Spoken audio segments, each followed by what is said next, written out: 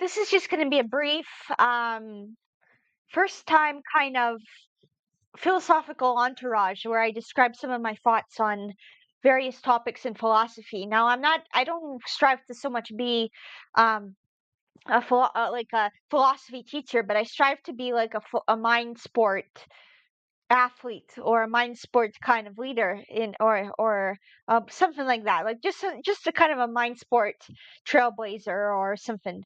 So I think what I'm going to pick today, if I want to discuss just a brief philosophical topic, will be the existence of God.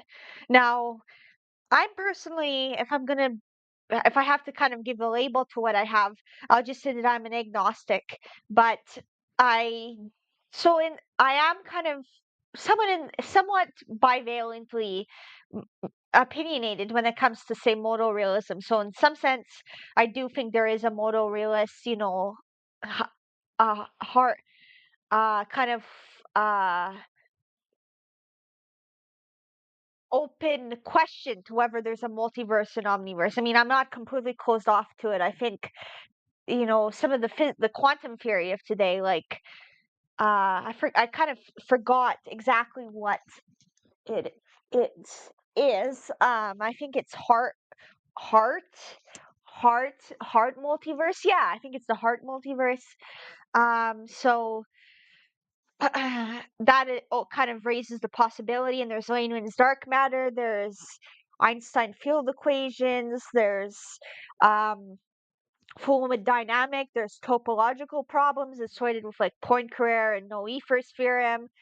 Um, so I think that it's a very good question if like the set of all abstract objects or the set of all metaphysical objects or the set of all ontological objects that can ever exist, come from some kind of panpsychic or maybe not even panpsychic but hylozoistic thinker. I think certainly if panpsychism or this is to have a first cause, I mean, it's a decent question if that cause itself is a prime mover as of it in terms of its own consciousness. So what I mean is that if there is a prime mover of panpsychism, does that mean that that prime mover of panpsychism is itself a pre-panpsychic entity, and so on, which is kind of problematic in some sequential logic because it leads to an infinite regress. So one could say, well, God exists, but then the person could say, well, how do you know God exists, or how do you know God that cause of God exists, and that cause, and that cause, and that cause. So then it's however an infinite regress from what I often the conventionalist kind of notion is, or it is the notion that there is some kind of underlying brute fact that kind of precedes the omniverse, precedes the metaverse, the universe, of course, and that kind of epiphenomenally and emanationistically gives up to the rising of the reins and the chains of of all existence. So whether that is a god, the prime mover, and assuming there is a prime mover, I mean Aristotle.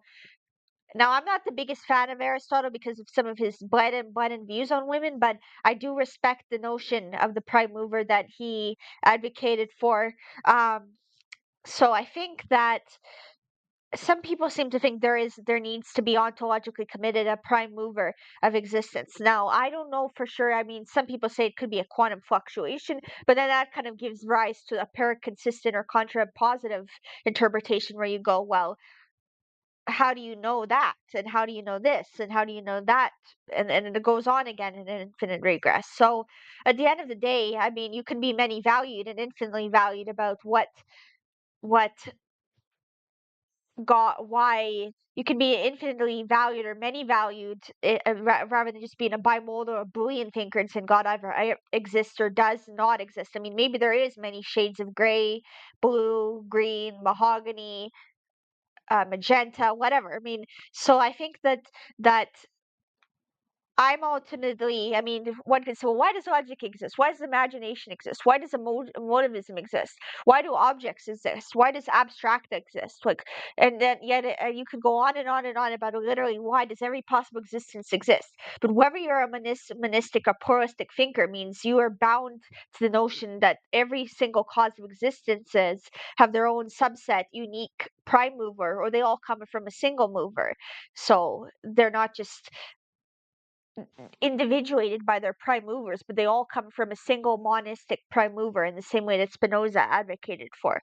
So I just want to say that I think that if God exists, then that's possible within some models of David Lewis's or Elizabeth Anscombe or modal theology. So they allow the permission that that God can exist within these modal realist contextualism or contexts, which are basically neurological subsets that allow for the epiphenomenality of the brain to produce these representational states associated with deityhood and beinghood and sainthood and sanctumhood and whatever.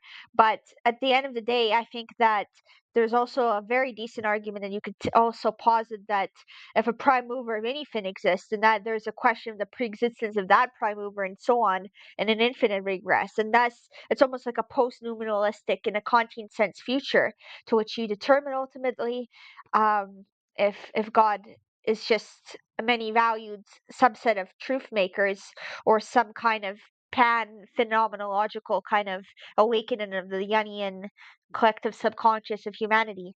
So I think that I'm ultimately uh, kind of a panpsychic agnostic regarding the prime mover, or if there is, and I'm also kind of a prime mover agnostic too, if like the omniverse, metaverse, multiverse, ontoverse, whatever, a narrowverse, they all require an ultimate prime mover, and why that prime mover exists and pre-exists and pre-exists and pre-exists kind of gives way to Agrippa's trilemma, which says, you know, coherentism, reliabilism, or infinite regression kind of self-refutation paradoxes. So but life can sometimes be paradoxical, and I don't see why modal theology isn't somehow existentially completely beyond that always in every possible world.